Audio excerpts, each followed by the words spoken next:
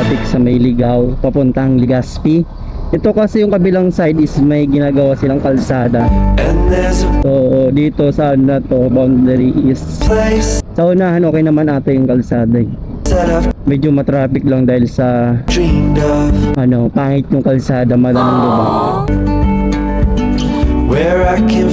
Ito kasi ilalagay ko siya din sa pinakatuktok ng bulkan, no?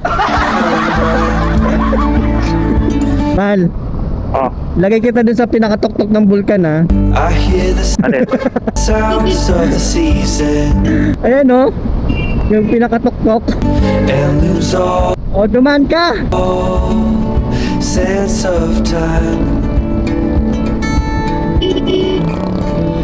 I'm moving far away. Ayun siya guys, oh, noong ko ilalagay yung jowa ko sa may bundok. Yung bulkan na yun, my god, ayan na. Mal! Mal! Mal! Mal! Oh. Diyan kita ilalagay, ha? To a sunny place. Para pag pumutok yung bulkan, diretso ka na agad sa ano, Ha? sa Manila. Where it's just you Para hindi ka na nangangalay. Yung puwet mo kasi laging ano eh. Baka mamaya sabihin mo na naman, ang sakit na naman ang puwet mo. and me.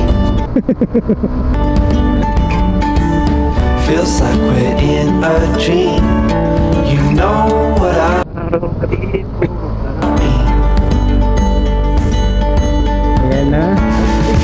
So, ang kilometer natin tatakbon is 28 kilometer na lang bago tayo makapunta sa mismong The summer destination. air by the seaside. Wala, sana huwag naman nilang takpan yung bulkan ngayon pag pumunta tayo. Medyo makulimlim na.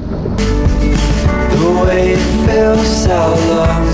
Yung ibang kalsada kasi dito is ginagawa. Ayan o, like yan o, binubungkal nila. The fire burns.